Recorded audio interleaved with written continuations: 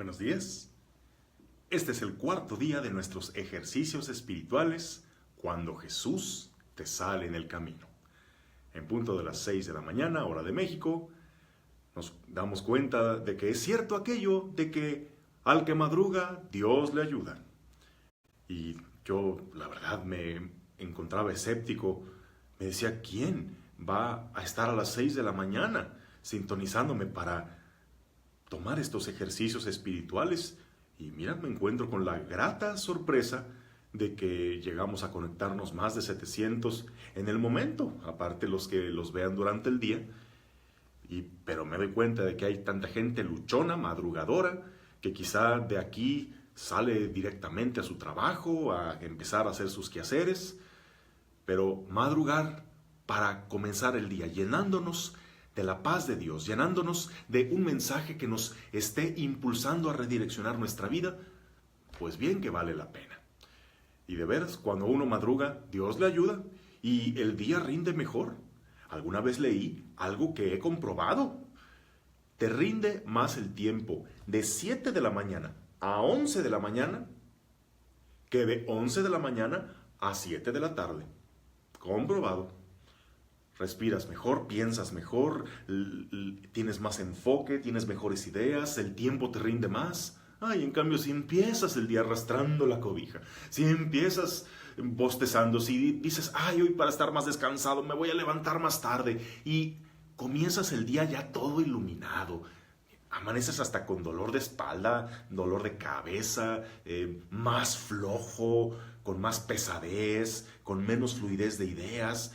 Y claro, ya no tuviste tiempo de hacer oración, ya no tuviste tiempo de hacer ejercicio, ya no contemplaste un hermoso amanecer, pues el día ya no te rinde igual. Y para los madrugadores, esto les consta, que es bueno recompensarse con algún día de levantarse tarde, ¿por qué no? Pero un día activo se define por empezarlo tempranito. Y qué mejor que empezarlo en presencia de Dios.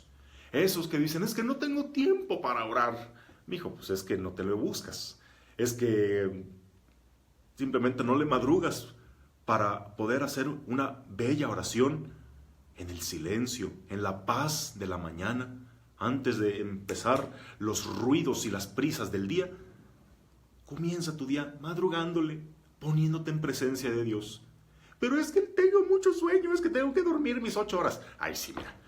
Eso te lo habrías de decir para no estar viendo tus series en la noche, desvelándote innecesariamente. Si de veras tanto valoras y cuidas tu tiempo de sueño, mejor evítate esas desveladas en cosas innecesarias. Mejor termina tu día en oración y comiénzalo en oración. Pero bien, esto fue solo para ambientarnos un poco antes de comenzar propiamente a entrar en materia. Pero por supuesto no nos olvidemos que estamos en nombre de Dios, así que vamos a invocar su presencia en nuestras mentes y en nuestros corazones para que la semilla que hoy sembremos dé fruto abundante. En el nombre del Padre, del Hijo y del Espíritu Santo. Amén. Señor, este hermoso día que nos regalas, lo comenzamos en tu presencia. Haz que nuestra mente esté receptiva, nuestro corazón abierto, sediento de tu palabra, consciente de que urgen ciertos cambios en nuestra forma de relacionarnos contigo, ciertos cambios en nuestra visión de la vida. Concédenos, Señor, esa sincera conversión, esa conversión que cada año nos proponemos, pero a la que nunca llegamos verdaderamente, porque no tenemos un sincero cambio de mentalidad. Hoy no te pedimos, Señor, que cambies nuestras conductas, que nos hagas hacernos ciertos propósitos que al rato vamos a olvidar. Señor, te pedimos en esta ocasión que transformes nuestra forma de pensar, que nos hagas reaprender lo que creemos ya saber, para que ahora sí, pensando distinto a como los hemos hecho hasta ahora, en consecuencia tengamos que actuar distinto y que te sigamos ahora por el nuevo camino que tú nos indicas. Amén. En el nombre del Padre, del Hijo y del Espíritu Santo. Amén. Les recuerdo que estos ejercicios espirituales se titulan, tienen como hilo conductor cuando Jesús te sale en el camino. No es lo mismo ser un cristiano de nombre, estar registrado en el libro de bautismos o ostentar el llevar una cruz al pecho o el ir a ciertas ceremonias religiosas para decir que eso es suficiente para ser cristiano. El cristiano es aquel que ha tenido un encuentro personal con Jesús vivo, y eso necesariamente cambia el rumbo de tu vida. Eso es lo que ha pasado con varios personajes en los que hemos meditado. Sucedió con el ciego Bartimeo, a quien lo sanó de la vista, pero sobre todo le dio una nueva visión de sí mismo. Le ayudó a ver la vida de otra manera. Parece que nos falló el internet. Bien, esperemos que ya no se nos vaya. Este encuentro con Jesús también sucedió con aquella viuda que, estando en la mayor tristeza, se encontró con Jesús y le encontró un nuevo sentido a su dolor, encontró la motivación para levantarse. Y nosotros mismos también encontramos cuál es el papel que Dios juega en medio de nuestras penas, de nuestras pérdidas y duelos, y cómo, si bien Dios no es el culpable de nuestras desgracias, y Él ha puesto el pacto de no evitarlas para no suprimir nuestra libertad, sí nos ayuda a transformar esas desgracias en una maravillosa obra de salvación para nosotros y para los demás. Y el día de ayer contemplamos ese encuentro de aquellos dos desalentados discípulos de Emaús que, habiendo perdido la ilusión, las ganas, ellos que tanto esperaban y que no recibieron, ahora les hace ver Jesús una nueva interpretación del plan de salvación y les hace volver a Jerusalén con el corazón ardiente, emprendiendo un nuevo camino, ya no el del desaliento, del desánimo, de volver a lo mismo de antes de encontrarte con Jesús, sino de volver con renovadas fuerzas y retomar el rumbo. Hoy a quien nos corresponde reflexionar es la historia de Zaqueo, esta historia que encontramos en el Evangelio de San Lucas, capítulo 19, versículos del 1 al 10. Escuchemos. Entró en Jericó y cruzaba la ciudad. Había un hombre llamado Zaqueo, jefe de publicanos y rico. Trataba de ver quién era Jesús, pero no podía a causa de la gente, porque era de pequeña estatura. Se adelantó corriendo y se subió a un sicómoro para verle, pues iba a pasar por ahí. Y cuando Jesús llegó a aquel sitio, alzando la vista le dijo: Zaqueo, baja pronto, porque conviene que hoy me quede yo en tu casa. Se apresuró a bajar y lo recibió con alegría. Al verlo, todos murmuraban diciendo: ha ido a hospedarse a la casa de un hombre pecador. Zaqueo, puesto de pie, dijo al Señor: daré, Señor, la mitad de mis bienes a los pobres, y si en algo defraudé a alguien, le devolveré 4 veces más.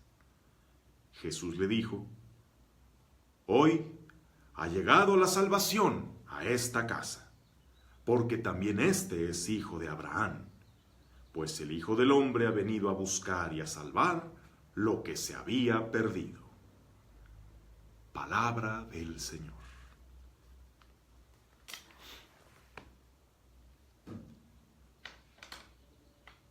Zaqueo. Si alguien había pecador en este mundo, ese era Zaqueo. Y bueno, para esas personas y aquellos que viven habitualmente en el pecado, ellos se ven en la tentación de pensar que no existe para ellos la misericordia de Dios, que este mundo se divide en buenos y malos, y Dios está solamente del lado de los buenos, y los malos son los renegados, los excluidos de su misericordia. Pero no, Dios no excluye a nadie de su amor. Más bien el que se autoexcluye es uno el que decide vivir de espaldas a Dios, pero eso significa para Dios que va a dejar de pensar en nosotros, que va a dejar de buscarnos. Los evangelios nos constatan que no es así. En Jesús vemos el gran amor de Dios también hacia los pecadores, hacia los extraviados, no a los que más se lo merecen, sino a los que más se necesitan, porque para Dios no está clasificado el mundo en buenos y malos, en los que cumplen la ley y en los que no la cumplen. Para Dios todos los hombres somos sus hijos y todos cabemos en su inmenso amor. Y si hay alguno que está extraviado, lo va a buscar. Si hay alguno que está enfermo, lo va a sanar. Pues si Él tiene corazón de padre, ¿qué padre hay que no se preocupe por sus hijos extraviados y enfermos? A ellos será a quienes ame con una especial predilección. Ese es el gran misterio de misericordia que nos es revelado en los santos evangelios.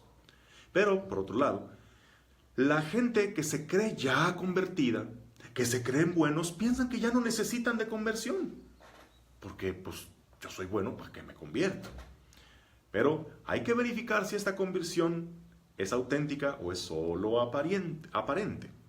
Vamos a contemplar esta historia de un pecador a quien Jesús le sale en el camino y que se transformó él y se transformó su entorno, se transformó su riqueza, su persona y cada aspecto de su vida.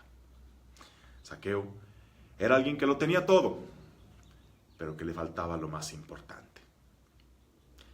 De entre todos los pecadores de la ciudad de Jericó, no había nadie más digno de desprecio que Zaqueo, porque tenía un oficio despreciable. Era publicano, es decir, colaboraba con el invasor romano para cobrar los impuestos a su propio pueblo. ¿Te imaginas? Eso era una traición. Tú trabajas para el enemigo que nos exprime, que nos asfixia con sus imposiciones, que chupa lo poco que el pueblo tiene para sobrevivir, lo succiona para enriquecerse más.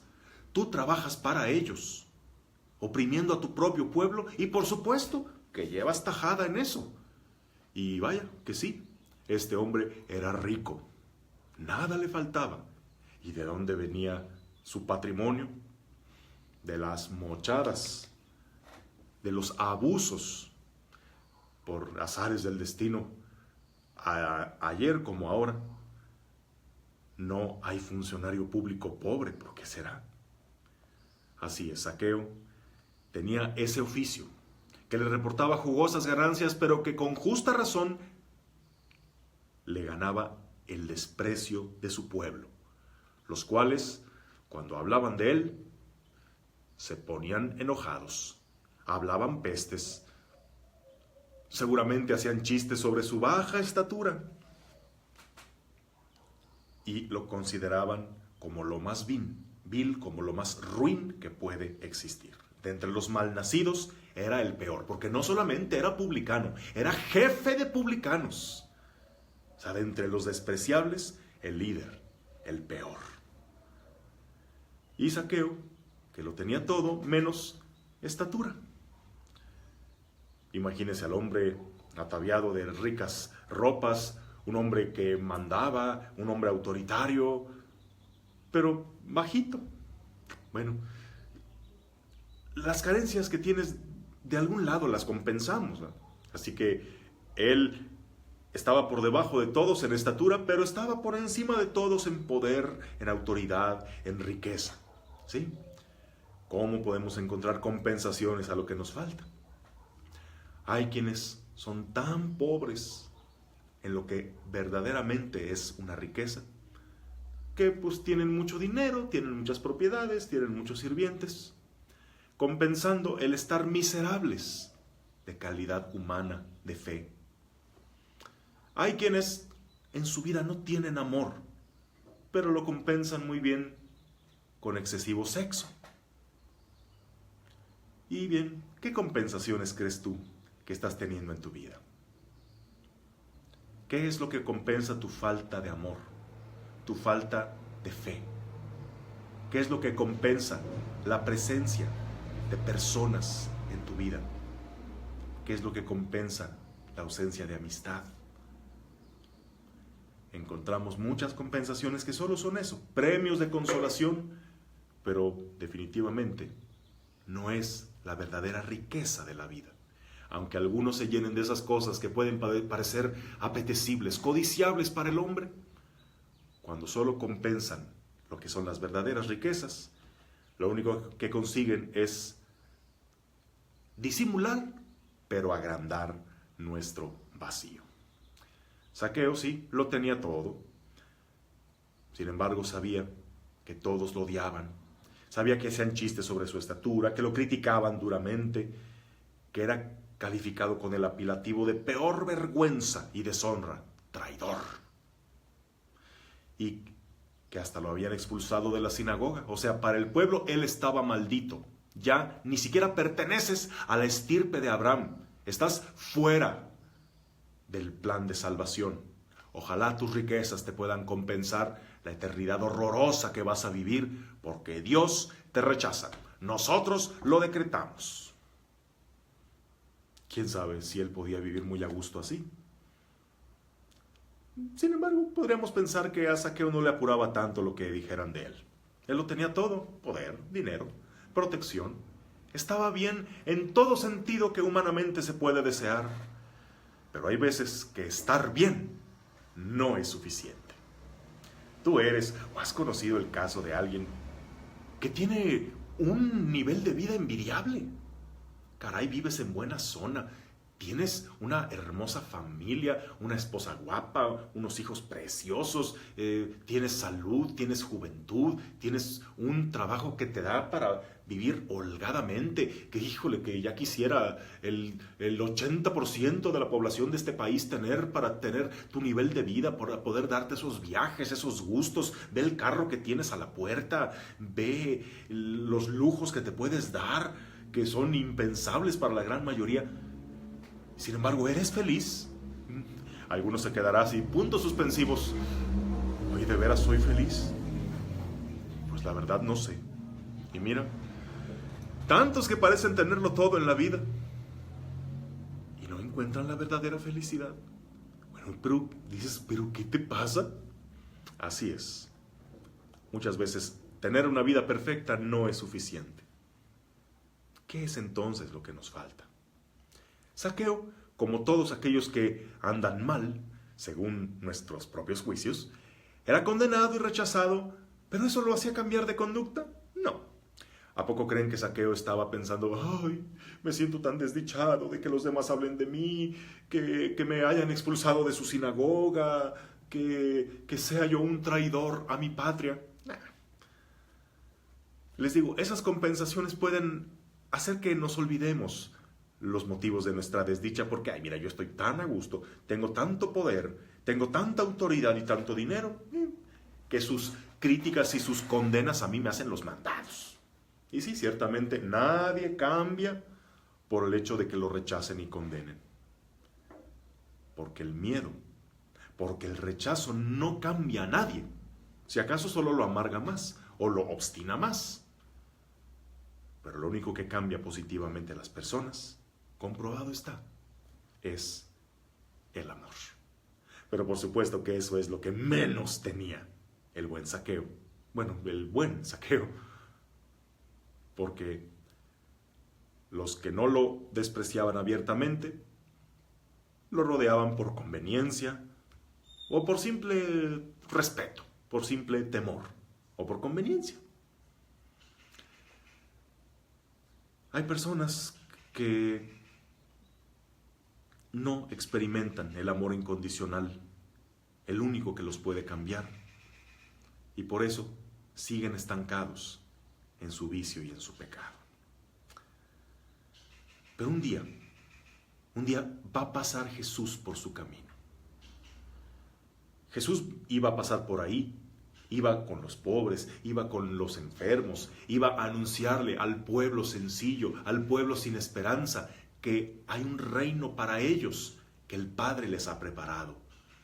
No pensaremos que Jesús iba precisamente a visitar al rico publicano de la ciudad. Zaqueo era consciente de ello, pero tenía tal curiosidad de conocer a Jesús. ¿Pero por qué? ¿Por qué, Zaqueo? ¿A ti qué te falta como para necesitar ver a Jesús? Enfermo no estás, pobre tampoco, necesitado de que a ver si multiplica los panes y algo te toca para la semana, tampoco. Entonces, ¿por qué esa inquietud de ver a Jesús? Es que ciertamente hay cosas que el dinero, el prestigio, la fama y el poder no pueden comprar. Zaqueo estaría siguiendo los impulsos de su conciencia, buscando llenar ese enorme vacío que sentía. ¿Por qué Zaqueo busca a Jesús? Él estaba siguiendo una inquietud de su corazón que tantos hay que no siguen. Uno que siente vacíos no se va a quedar con ese vacío, va a buscar compensarlo con algo. Solo que pocos son los que llegan a creer que lo que necesitan es de Dios. Por eso irán a buscar compensaciones en otras cosas. Pero sabia decisión aquellos que saben que el vacío de Dios solamente puede llenarlo Dios. Y al decir de San Agustín, nos hiciste, Señor, para ti, y nuestro corazón estará inquieto hasta que no descanse en ti. Zaqueo tenía que ir a ver a Jesús, pero ciertamente la gente no le iba a abrir paso. Antes bien le iban a tirarle piedras, antes bien lo iban a llevar ante Jesús para acusarlo. Por eso él tenía que ir algo de incógnito. Y él, que era de baja estatura, o sea que ni siquiera lo iban a dejar verlo cuando pasara, él tenía que buscar la manera, tenía que ingeniárselas para tener un lugar privilegiado y ver a Jesús. Cuando tuvo la oportunidad de ver pasar a Jesús de cerca, él, a pesar de ser un gran señor, su baja estatura se lo impedía. Y sí, hay muchas personas que son grandes en formación, en sabiduría, en estatus, en experiencias. Pero eso, en lugar de facilitarles el encuentro con Jesús, se los dificulta. Es una limitante. Porque aquel que siente que ya ha tenido mucha trayectoria y mucho poder en la vida, llega a hacerse arrogante, corto de visión, llega a tener una mente tan racionalista que sus prejuicios le impiden experimentar las sorpresas de Dios, porque logran disimular muy bien su necesidad de Dios. Hace pocos días falleció una de las mentes más brillantes de la humanidad, Stephen Hawking, alguien verdaderamente admirable, un joven brillante que, a pesar de que la mayor parte de su vida vivió paralizado por una terrible enfermedad degenerativa, no dejó de pensar, de investigar y de buscar la forma de hacerse entender por el mundo, dando increíbles aportes a la ciencia. Sin embargo, algo le faltaba a este hombre. Su ciencia no lo llevó a Dios. Dicen que poca ciencia aleja de Dios, sí. El que es muy ignorante, el que no profundiza en los misterios y maravillas de la naturaleza, pues sí, es difícil que crea, porque su ignorancia lo va a hacer que fácilmente descarte la existencia de Dios. No, pero aquel que es seriamente sabio, aquel que profundiza en el universo, necesariamente debe concluir que hay un Dios maravilloso que creó todo esto. Este señor, en su gran conocimiento y sabiduría, él partía de la afirmación de que Dios no existe. Bueno, pues no le perdemos el respeto al legado científico de Stephen Hawking. Sin embargo, qué lamentable que tanta ciencia no lo haya llevado a concluir en la existencia de un Dios maravilloso. Y así, cuánta gente sabia, instruida, formada, preparada, todo eso que sabe más bien le cierra la mente, le bloquea la fe para creer en Dios. Zaqueo, siendo un hombre con tanto estatus, él no puede ver a Jesús. Entonces tiene que tomar el camino que alguna vez Jesús nos enseñó. Tiene que hacerse como un niño. Y como un chiquillo, treparse a un árbol y ahí desde las ramas verlo pasar. Como niño curioso, como niño explorador, pensaríamos que es muy deshonroso que un hombre de tal categoría, tan respetable, bueno, no respetado, pero sí respetable, se anduviera subiendo a un árbol. Eso mancharía su imagen, su reputación. Pero miren, ahí lo tienen, cumpliendo aquello que Jesús dijo. Hay que hacerse como niños para entrar en el reino de los cielos. Una persona grande, sabia, poderosa, se vuelve arrogante. Los niños, en cambio, son sencillos, sin prejuicios, son curiosos.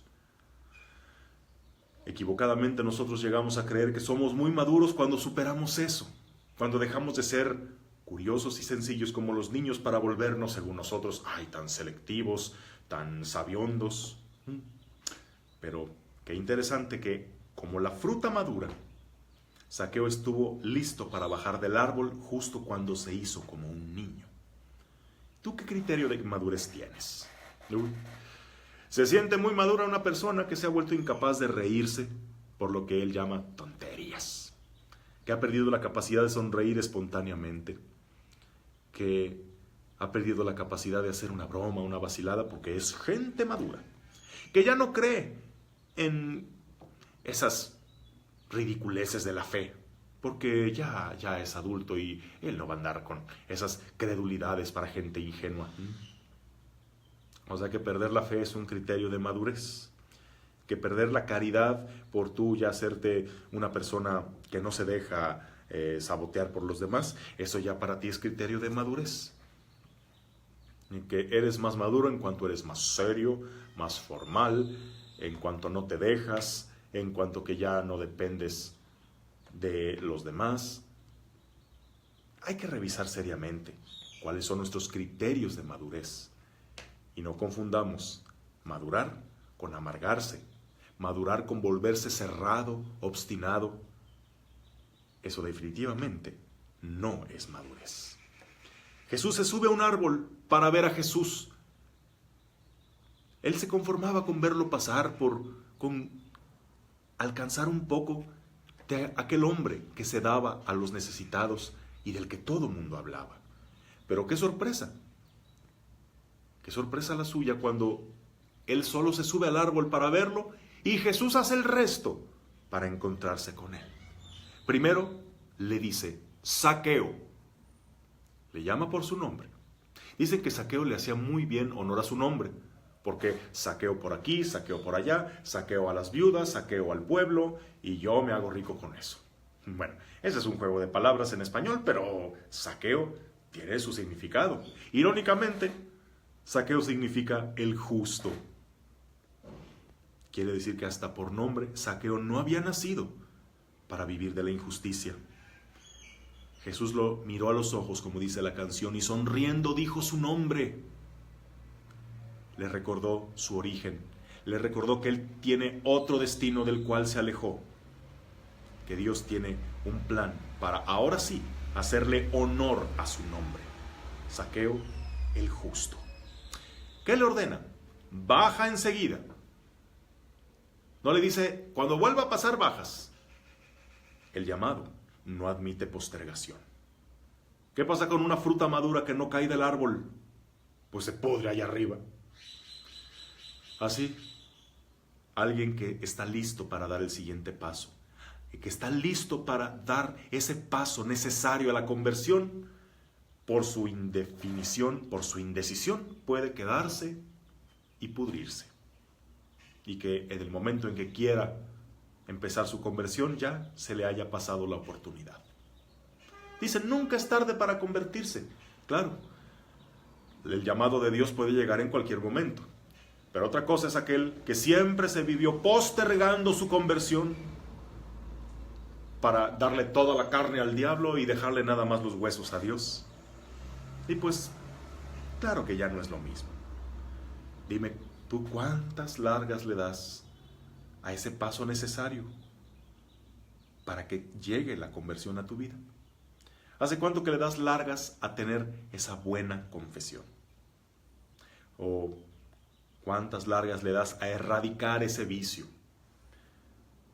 Que dices sí, pero luego. Te digo sí, pero no te digo cuándo. O llegas a decir como alguien por ahí, Señor, conviértame. Pero hoy no, mejor otro día porque hoy quiero seguir pecando. Todavía quiero aprovechar. Todavía no me quiero tomar tan en serio la conversión. Quien sale con eso es que en realidad no quiere convertirse. que solo se está compensando, o que, bueno, parece que sí quiere, pero no está dispuesto a pagar el precio. El llamado no admite postergación. Esa procrastinación, ese dejar todo para después, tiene la nefasta consecuencia de hacernos desaprovechar la oportunidad cuando ésta se presenta.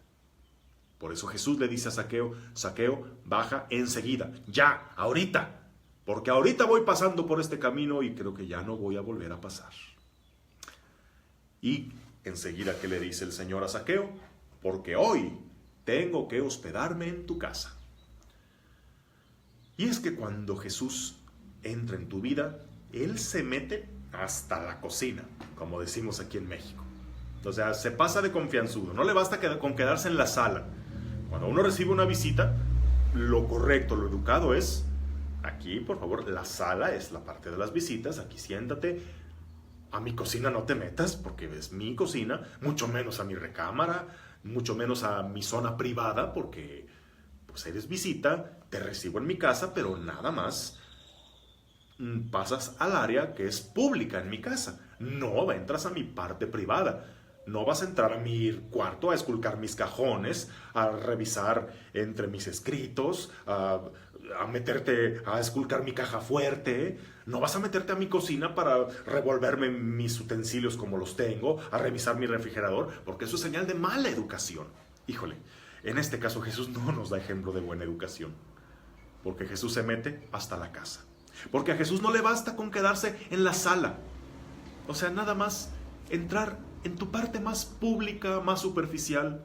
Entrar en esa parte donde todo el mundo ve que hoy sí, es muy piadoso, es muy cristiano, y mira, tiene una cruz muy bonita, mira, va a la iglesia, está en el coro, está en no sé qué grupo, sí, pero ahí donde todos me ven, ahí públicamente, en la iglesia, dentro de los muros del templo, sí, ahí es donde dejo entrar a Jesús. Pero otra cosa muy diferente es que entre a mi casa, a mi vida privada, a mi forma de hacer las cosas, a mi forma de pensar, a mi forma de divertirme, a mi forma de ganar y gastar el dinero. Ahí sí no te metas, Jesús, porque eso es completamente asunto mío. O sea, contigo me entiendo los domingos que vaya a la iglesia, o a lo mejor en algún apostolado que haga, en mi vida pública, que pues, es parte de mi reputación y de mi buena imagen, el que sea muy creyente. Hasta ahí, Jesús. Pero de mi casa para adentro mando yo. Pues no. Jesús quiere meterse a la casa. Y quiere meterse hasta la cocina. Quiere meterse también en tu vida familiar. Quiere meterse también en el aspecto económico. Quiere meterse en tus convicciones y decisiones más profundas. Porque en eso consiste la conversión. En proclamar el señorío absoluto de Jesús, no nada más en el ámbito religioso, sino en todos los aspectos de nuestra vida. Que sean sus criterios los que nos rijan. Que sea Él quien nos cambie de mentalidad, de modo que todo cuanto hacemos ahora está impregnado, conducido por la forma de pensar de Jesús. En tu economía, en tus relaciones, en tus amistades, en tus diversiones, en tu trabajo, en tus conversaciones. En todo eso Jesús quiere meterse. Tu encuentro con Jesús no pasa de ser un hobby, un pasatiempo de fin de semana, cuando no incide en tu vida familiar. Zaqueo le permitió a Jesús entrar a su casa, lo cual implicaba entrar no solo con él, entrar con su esposa, con sus hijos, con su servidumbre, con toda su familia. Y créeme, hermano, tu conversión es solo aparente si no eres distinto también dentro de tu hogar. Si dices que has cambiado, que te has convertido solo porque ahora acudes a eventos religiosos a los que antes no acudías, pero sigues siendo el mismo dentro de tu casa, entonces esa conversión es solo aparente, mi amigo. Por eso te invito a que te preguntes muy seriamente: ¿tu religiosidad, tu fe, te lleva a ser en casa más paciente, más comprensivo, más cariñoso? Tu fe te mueve, te exige a perdonar aunque cueste? Me llegan tantas señoras muy agobiadas porque se vinieron solas a misa. Y dicen, padre, es que me quiero confesar porque vengo muy enojada, muy triste, porque ahorita antes de venirme a misa discutí con mi marido, discutí con mis hijos, porque no los hago que vengan a misa y nos peleamos y nos dijimos. Y ella me dice, es que ¿para qué vienes? Es que ¿para qué te sirve? Es que yo puedo alabar a Dios aquí en mi casa y ¿para qué eres cucaracha de templo? Y pues claro, llega agobiada porque se pusieron una discusión y porque no pierdo ocasión de decirles, pues mira, un poquito trato de comprender a la familia. Porque dicen, oye, madre, tú tanto vas a la iglesia, pero cada vez eres más histérica, más intolerante, solo nos peleas por este motivo. Dijeras tú que tú vas a la iglesia y te noto más cariñosa, te noto más paciente, te noto que tú no te la pasas en la angustia perpetua, te noto que te brota la solidaridad, que ahora estás centrada en el amor, que tienes una nueva mentalidad. Oye, pero me pides que vaya a la iglesia para que termine como tú. Ay, no, gracias. Pues bueno, un poquito trato de entender sin justificar su desinterés por Dios, pero de veras, eso que vas a escuchar en la iglesia, ¿se nota en tus relaciones diarias, en tu trato con la familia? Y dime, en tu familia, tú que dices que te has convertido, ¿los deberes hacia Dios son prioridad? ¿O son algo completamente secundario? Que dejamos ahí cuando tenemos tiempo, cuando nos den ganas. Uno se da cuenta, para tantas familias católicas, que es sacrificable es la misa del domingo. Es lo primero que podemos descartar de nuestra agenda. Si vamos a tener visita, híjole, pues tenemos visita, no podemos ir a misa. Bueno, nos vamos a ir de paseo. ¿Y está contemplado dentro del paseo ir a misa? Ups, pues creo que no. Ay, es que había partido de fútbol y pues ya se nos hizo tarde y ya no fuimos. ¿Pero qué, el partido de fútbol es todo el día o qué? Pretextos y más pretextos. Pero cuando algo se tiene como prioridad, simplemente no es negociable. Dime, Dios, ¿los deberes hacia Dios figuran en tu lista de prioridades? ¿O es algo que dejarás si hay chances, si te dan ganas, si no hay otra cosa que hacer? ¿En qué lugar de tus prioridades pones a Dios? También pregúntate, a ver, ¿en tu hogar también se nota que celebran la fe? ¿En familia propician algún momento de oración juntos? Qué bonitas aquellas familias donde todavía se reza el rosario. Me consta, todavía existen, están en peligro de extinción, pero existen familias donde la mamá se encarga de que todos recen el rosario antes de dormirse. Y a veces a regañadientes, pero ahí están los hijos y todos rezan el rosario antes de acostarse. Quienes tienen el hábito de que se levantan y por lo menos persignarse, por lo menos un Padre Nuestro, pero le dan gracias a Dios que les dejó amanecer. No pueden acostarse a dormir si no han puesto su día en las manos de Dios. No se pueden empezar a comer si no le han dado gracias a Dios por los alimentos. Y la misa en familia es prioridad, no es negociable. Y en familia, nada de que vas todo y luego a los hijos los mandan, no. Vamos juntos. Este es nuestro momento en familia, juntos a darle gracias a Dios. Híjole. ¿Tu familia cómo anda en ese sentido? Bueno, yo sé que no siempre depende de ti. Tú qué más quisieras que así fuera. Pero a ver, ¿lo propicias? ¿Tu conversión se nota también en eso? Y si tienes hijos, ¿a los pequeños les inculcas esa fe? ¿O nada más los mandas al catecismo? Nada más procuras que se selle un tarjetón, que ahí se vaya llenando, pero no hay verdadera transmisión de la fe. Pues Jesús entró a la casa de Zaqueo, a la vista de todos, a la indignación de todos. ¿Cómo es posible que este hombre que tanto ha hablado del desprendimiento, de la confianza en Dios para los pobres, cómo se mete en la casa lujosa de un pecador? ¿Cómo le acepta esos manjares que seguramente le va a ofrecer, que vienen de un dinero mal habido? Pues sí, Jesús entró, convivió con la familia, comió de los manjares que le ofreció, se sentó en sus lujosos muebles, aunque sabía la procedencia de toda esa riqueza. Oye, pero piensa, si Jesús hubiera rechazado de entrada, como todos los demás, a Zaqueo, este no se hubiera convertido. Porque aquí una vez más comprobamos aquello tan cierto. El rechazo, la condena nunca cambian a alguien. Solo el amor incondicional puede cambiar. Me viene a la memoria esa historia en la que había un hombre tan difícil, tenía un carácter tan agrio que a todo mundo maltrataba, era alguien tan impulsivo, tomaba decisiones tan malas que lo perjudicaban a él y a la familia, era alcohólico y por más que le decían, que le rogaban, que hacían toda clase de dramas y chantajes emocionales para convencerlo de que dejara de tomar, no, nada. Hasta que un día su esposa le dijo, mira, ya no te pido que cambies, porque yo te voy a amar, cambies o no cambies. Digo, qué padre sería que cambiaras por tu propio bien y el de los que te rodean. Sin embargo, ya aprendí que aunque no cambies, yo te voy a amar y yo voy a estar para ti. Y a partir de ese momento comenzó seriamente su cambio, porque ahora sí se sentía incondicionalmente amado.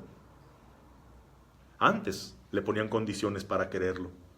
Ahora que lo amaban incondicionalmente, él ahora quería corresponder de la misma forma, y solamente eso fue lo que lo convenció de ir dejando atrás sus vicios y su mal carácter, logrando en él una transformación verdadera. Pues eso es lo que hace Dios con nosotros para cambiarnos. No nos condiciona que cambiemos para querernos, nos quiere aún cuando menos lo merecemos. Si Jesús no hubiera hecho eso con Zaqueo, él hubiera seguido igual de aferrado a sus bienes. Sin embargo, para experimentar, como fruto de experimentar su amor incondicional, Zaqueo encontró la perla preciosa. Ese tesoro por el que lleno de alegría vas, vendes todo lo que tienes por tener el campo de ese tesoro. Bueno, Zaqueo lo encontró y afirmó públicamente, daré la mitad de mis bienes a los pobres, y si en algo he robado, todavía dice, y si en algo he robado, restituiré 4 veces más. Su conversión se había autentificado, no solamente arrepintiéndose de sus males, sino decidido a restituirlos y a empezar un nuevo estilo de vida. Es hasta que caemos en la cuenta de que Dios ya nos ha perdonado y que con nuestra mala conducta hemos lastimado a quienes nos aman, cuando surge el sincero deseo de reparar el daño. Ahora pregúntate, ¿tus confesiones son solamente para tranquilizar tu conciencia, para cumplir el requisito para poder comulgar? ¿O eso es por el sincero dolor de haberle fallado a Dios que te ama? ¿Qué es lo que te mueve a confesarte? ¿El escrúpulo, la formalidad, la costumbre o el amor? El amor que busca no solamente cumplir el requisito o quitarse de los pecados, sino como un sincero paso a la conversión. Dime, la penitencia que te imponen, que últimamente somos tan malos para las penitencias los sacerdotes. Decimos cualquier cosa, 3 Padres Nuestros, una visita al Santísimo, que a veces ni eso lo hacen. Pero a ver, la penitencia que te impone el sacerdote, ¿la haces con fastidio? ¿La haces así como un requisito para decir, ya me libré de esta? O a ver, de ti sale el sincero propósito de enmendar la falta. Por ejemplo, pedir perdón al que ofendiste, restituir la honra del que criticaste, devolver lo que robaste. Zaqueo, de ser un tipo mezquino y abusivo, se volvió magnánimo, generoso. Descubrió que la verdadera felicidad no se obtiene cuando se amontonan riquezas, sino cuando uno se desprende de ellas. Ahí sí es donde uno dice, soy libre. Ya no vivo condicionado a tantas cosas. Ya vi que no dependo de tanto para ser feliz. Me he quedado con lo simple. Y ahora tengo menos, pero me poseo más a mí mismo. Ahora soy libre. Zaqueo entendió que la renuncia es solo un paso. La renuncia en sí misma no es la que da la felicidad, es lo que encuentras después de renunciar a aquello que te estorba para recibir las riquezas verdaderas. Encontró aquello de que hay más alegría en dar que en recibir. Es cuando pones tu alegría en hacer algo bueno por los demás que tu corazón se ensancha. Es cuando la felicidad te persigue. Es cuando tu conversión es auténtica. Hoy Jesús pasa por tu camino. Dime, ¿estás dispuesto a subirte al árbol, a hacerte como un niño, dejando de lado tus prejuicios y tus bloqueos?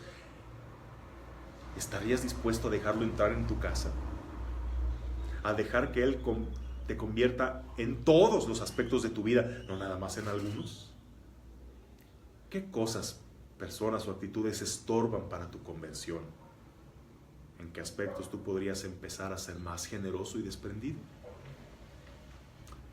Hoy ha llegado la salvación a esta casa. Es lo que dijo el Señor después de la determinación de Zaqueo de convertirse. Hay personas que es tal su extravío que las consideran, o ellas se consideran a sí mismas, caso perdido, que no tienen perdón de Dios, ya por eso ni se acercan. Son los que no entienden que Jesús vino precisamente por ellos, a buscar y a salvar lo que estaba perdido. ¿Nosotros quiénes somos para juzgar y rechazar a una persona por equivocada que esté? ¿En qué está que creas que no tienes perdón de Dios si Él vino precisamente por ti? De Zaqueo dijo: este también es hijo de Abraham, porque aunque los demás se lo hayan negado, ante Dios nunca perdió su dignidad. No hay pecador por bajo que haya caído que haya perdido su dignidad ante Dios. Como aquel hijo pródigo que pasó de ser hijo de papi rico a ser cuidador de cerdos. Y aunque volvió a la casa del padre todo mugroso, irreconocible, flaco, harapiento, el padre desde lejos reconoció: ese es mi hijo, que nunca dejó de serlo, que nunca perdió su dignidad. Si esa dignidad la hemos manchado por el pecado, basta que demos un paso hacia Él. Él dará a los demás. Porque dice, 1 de Juan 1:9, si confesamos ante Dios nuestros pecados, Él es fiel y justo para perdonar nuestros pecados y para limpiarnos de toda maldad. Concluimos en oración. Señor Jesucristo, esperanza de los pecadores y consuelo de los afligidos, te pido que, aunque no soy digno, entres hoy en mi casa y con tu palabra poderosa sanes las heridas que ha provocado nuestro egoísmo y necedad. Ven, Señor, entra en cada rincón de mi casa, a cada aspecto de mi vida en el que te he dejado fuera. Cautívame de tal manera que no vuelva jamás a apartarme de ti. Perdona los males que he cometido y permíteme, como Zaqueo, restituir inmensamente más en la caridad hacia mi prójimo y mi entrega a ti. Amén. La bendición de Dios Todopoderoso, Padre, Hijo y Espíritu Santo, descienda sobre ustedes y los acompañe siempre. Y mañana nos vemos para nuestro último día de ejercicios espirituales. Que tengas un bendecido día.